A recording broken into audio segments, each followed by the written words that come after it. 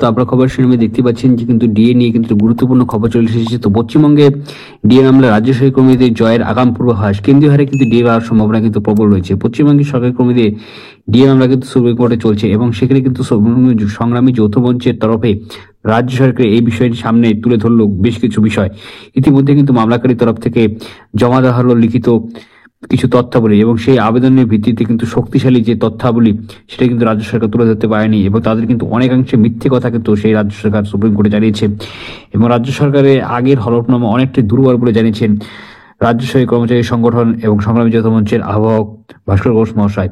তো ওয়েস্ট বেঙ্গলের যে ডিএ অ্যারেঞ্জ কেসটা আছে সেটা প্রচুর আগেই কিন্তু ডিএ মামলা কিন্তু শুনানি সমাপ্ত হয়ে গেছে। এবার কিন্তু শুধুমাত্র মহামান্য সুপ্রিম কোর্টের রায়দানের অপেক্ষায় রয়েছে।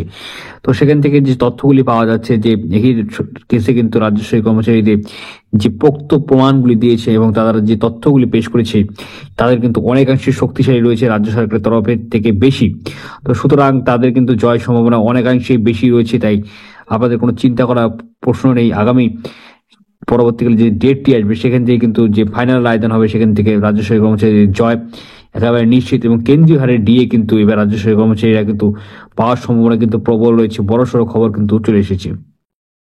তো এরাই কলকাতা হাইকোর্টে বারংবার কিন্তু রাজ্য সরকার হয়েছে এবং সুপ্রিম কোর্টেও কিন্তু এবার হাতে চলেছে। তো এআইসিপিআই অনুযায়ী সেখানে রোপা 2009 নিয়ম অনুসারে কিন্তু জিএলএস অ্যালাউন্স এআইসিপিআই অনুসারে কিন্তু আপনারা কিন্তু কেন্দ্রীয় হারে সমান ডিএটি আপনারা কিন্তু পাবেন।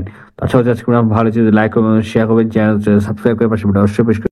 তো জয় হিন্দ, বন্দে মাতরম, ধন্যবাদ ভিডিওটি দেখার জন্য।